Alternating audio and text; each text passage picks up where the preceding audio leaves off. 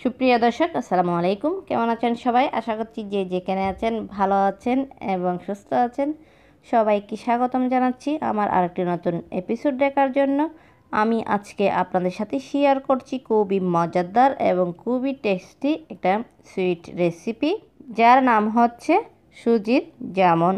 এটা খেতে কিন্তু অনেক টেস্টি, তৈরি করা কিন্তু খুবই সহজ, বাচ্চারা কিন্তু অনেক লাইক করে এই মিষ্টিটা। তাহলে চলুন দেখে নেওয়া যাক। প্রথমে আমি এইখানে শিরাটা তৈরি করে নিচ্ছি। তার জন্য আমি এখানে 2 কাপের মতো চিনি দিয়ে দিয়েছি। আমি 1 গ্লাসের মতো পানি দিয়েছি, কারণ শিরাটা ঘন হবে তার জন্য। এখন চিনি আর পানি দুটোটা একসঙ্গে ভালো করে একটু মিক্স করে নিয়েছি। আমি সামান্য করে এলাচের গুঁড়া দিয়ে দিয়েছি। এখন চুলার ফ্লেমটা মিডিয়ামে রেখে এই শিরাটা তৈরি করে নিচ্ছি।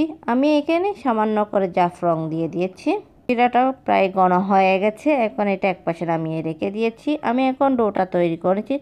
তার জন্য আমি এখানে ঘন লিকুইড মিল্ক নিয়ে নিয়েছি।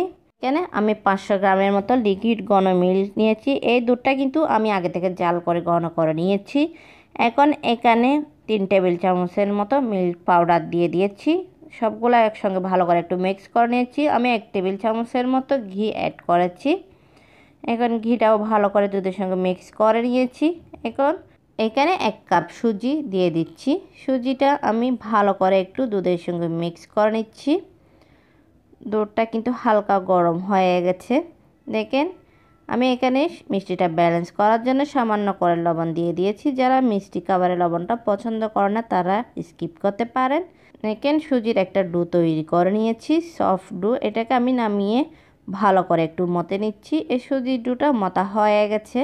আশা করছি আজকের রেসিপিটা আপনাদের কাছে ভালো লাগবে। ভালো লাগলে প্লিজ আমার চ্যানেলটা সাবস্ক্রাইব করে পাশে থাকার বেল আইকনটি প্রেস করে রাখবেন, আমাকে সাপোর্ট করবেন। দেখেন, এই সুজির মিষ্টিটা তৈরি হয়ে গেছে। সবগুলা কিন্তু রেডি হয়ে গেছে। এখন কিন্তু ভাজার পালা। দেখেন, আমি এখানে কিছু কুকিং অয়েল দিয়ে দিয়েছি। অয়েলটা কিন্তু লো মিডিয়ামে রেখেছি। গরমটা কিন্তু লো মিডিয়ামে করে নিয়েছি। এটা হাই হিটে গরম করা যাবে না, এটা আস্তে আস্তে করে ভেজে নিতে হবে। চুলার ফ্লেমটা কিন্তু লোতে রেখে এই মিষ্টিগুলো ভেজে নিতে হবে।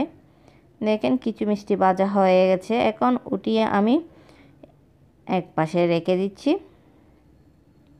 দেখেন, আমি এইভাবে সবগুলা মিষ্টি কিন্তু ভেজে নিচ্ছি। মিষ্টিগুলো কিন্তু ভাজা হয়ে গেছে।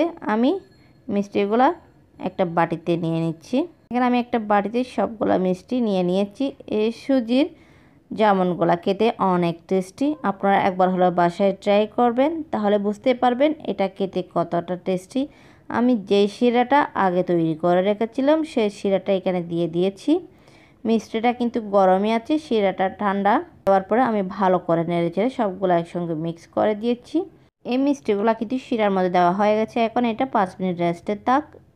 5 মিনিট পর আমি আবারও ফিরে এসেছি। দেখেন, মিষ্টিগুলা দেখতে কত সুন্দর হয়েছে, খেতেও কিন্তু অনেক লোভনীয় ছিল।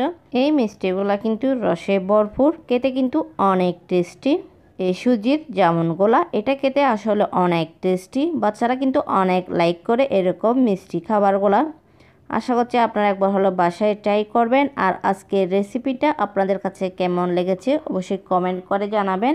আজকের এই সুজির মিষ্টির রেসিপিটা আমি অনেক সহজ করে দেখানোর চেষ্টা করেছি। আশা করছি আপনাদের কাছে ভালো লেগেছে।